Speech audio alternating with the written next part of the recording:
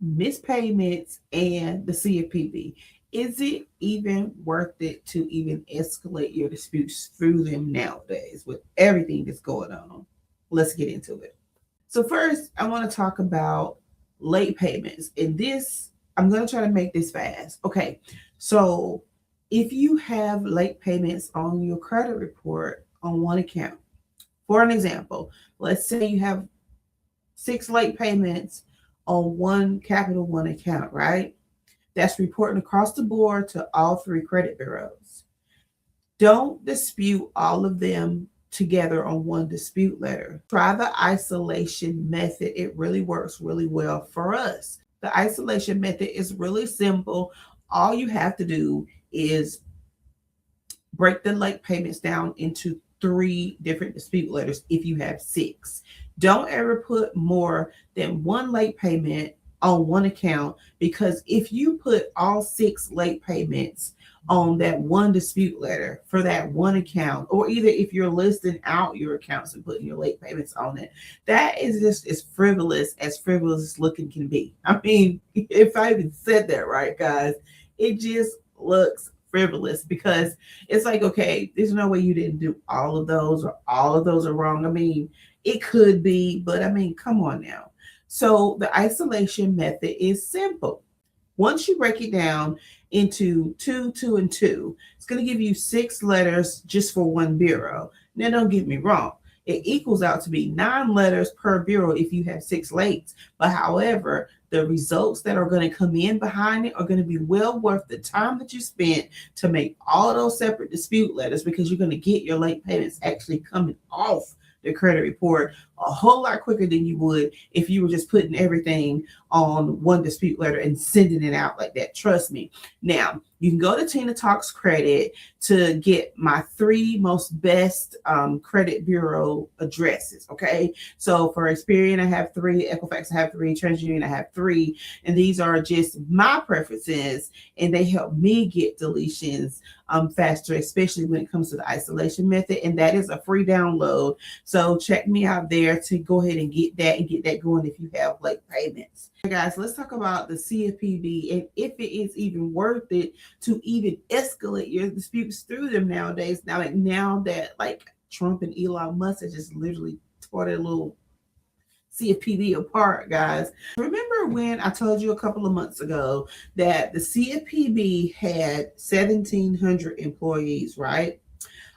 So they underwent a massive reduction in employees by way of 1,400 of them. That's like a lot. So it's leaving them with it's somewhere like between 200 and 300 employees, right? These cuts were part of like the federal government restructuring thing that they did under the current administration, which I'm not griping about the administration. You know, it is what it is. But for the credit repair industry, it's not good, right? Because the CFPB, like we need them. So here's what we're doing here over at Credit Approval Solutions. Now, CFPB, we're still doing escalations through them, because at the very least, now it's going to get our disputes sent over to the credit bureaus, and our complaints, our supporting documentation, whatever we're sending, right? So right now, and I probably said this before, they're not doing as much as they used to be able to do to back us, because they have like 200 or 300 employees. So as it is, it might be taking longer than usual for the CFPB to like respond to you and stuff like that. But if you notice, when you do your CFPB complaint and you upload all of your stuff, it's still going over and getting sent over within about 24 hours. So they're still fast with that. It must be an automatic system or something doing it for them. But that's what it is, guys. So I'm still using it, and we're still getting good results from doing it. It's just that we had to switch up the way that we do it and switch up our expectations first, and then switch up how we did it. So it's still working for us, guys. Still use the CFPB. And then, guys, of course, like I've said before, the CFPB is not the only route that you can use to escalate your disputes and file complaints. You can use your state attorneys general. You can use the registered agents to kind of push stuff through and get their attention when they're not responding to your disputes, or where they're not deleting something that they should be deleting or correcting or updating. God knows, like, you can do FDIC, OCC. Like, do I need to put a list? And if I need to put, I think I'll do that. I put a list of all the authorities that you can CC and do complaints with, like, in the comments. I'm gonna pin it in the comments, guys, for you. And the other thing that I want to say is, yes, I'm praying. Like, I know that there are some comments out there about me actually coming on Tina Talks Credit and praying for people, but I mean, honestly, this is my channel, so okay. And I'm led to do this. There's people that are happy and like it's actually helping people. And then there are people who are, it's always going to be something. Nobody's always going to like 100% everything that you do. But however, I'm doing what I'm led to do, and it's good. It's all good over here. Guys, this is for anybody who's watching this video who's going through a hard time right now. I just want to give a little bit of my testimony to give you a better idea on where I came from and where God has brought me to. I used to have the worst credit in the world, right? I grew up regular. We didn't have much, and nobody knew anything about credit. So I sure wasn't taught anything about credit, and let alone finances or how to save money, or like not even how to like tithe. So it was rough, right? And when you're working and operating in ignorance, and that's just not knowing, you're gonna make some mistakes, right? So I made the mistakes. I made the credit mistakes, the financial mistakes. I've even been in situations where I didn't even have enough money to really even make a financial mistake. It was like, all you got, honey, is your rent payment, your light bill, and food. You got to feed these kids. You know what I'm saying? So I've been in tight places before. I've been in the valley. And when I tell you guys that God has brought me from such a long way, it's not just like a statement that I'm making.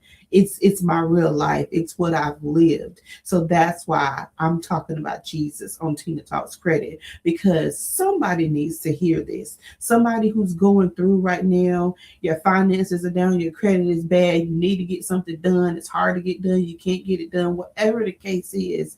Let me be your witness that God can do it for you, and he will. I'm telling you, honey, I'm telling every single last one of y'all that he loves you too much to let you down. And if you would just do like I did and just literally start listening to him and following him, he'll lead you in the right way. And I'm not one of those Christians that's going to tell you that it's all going to be easy. All you got to do is choose Jesus or follow Jesus, and your whole life is just going to work completely resistance free forever, because that's not the truth. There are going to be some oppositions, but how about going through oppositions in life and having your heavenly Father leading you throughout it? It's so much more easier with God leading me in my life than it was when I was trying to lead my own self through my life, not knowing where I was going, but at the same time thinking I knew it all at the same time. When I tell you guys, I literally remember I was in my early 20s. I had a 389 credit score, and I was so ignorant in credit. I was trying to buy a house, and the realtor was laughing at me like he thought I was joking, because he said, honey, you have a 389 credit score. There's nothing we can do with it. I'm like, what do you mean? It's well over 100. You know what I'm saying? That's how ignorant I was with credit. And then I realized, then I'm like, okay, every thing that you did get financed, you blew it. You got to start all over again. And it's tough starting all over again when you don't know exactly where to start from. When all the gates seem to be closed and it seems like nobody will let you in, like everything you try is giving you resistance. Listen, that's what God is for in prayer.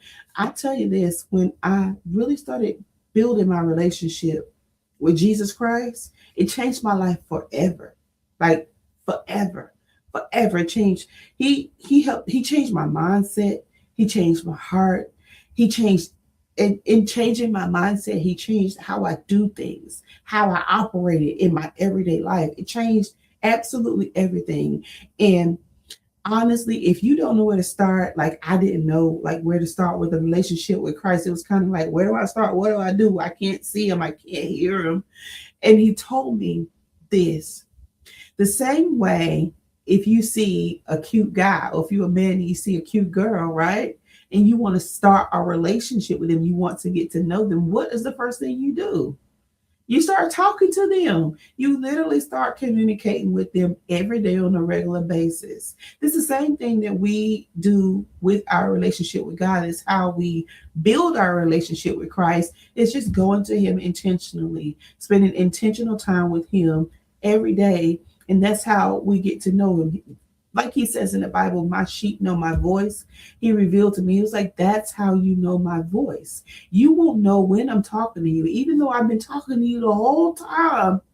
You won't really know it's me until you've spent time enough with me so that you actually know my voice when I speak. So for me, guys, I don't know about you, but that's powerful all in itself. So I pray the blessings of the Lord upon every single person that is watching this video. And I pray that you get everything that you need when you need it on time. And more than anything, if you don't know Christ, I pray that you get to know Christ. And I thank you guys for listening. We'll talk soon, more like tomorrow. Bye.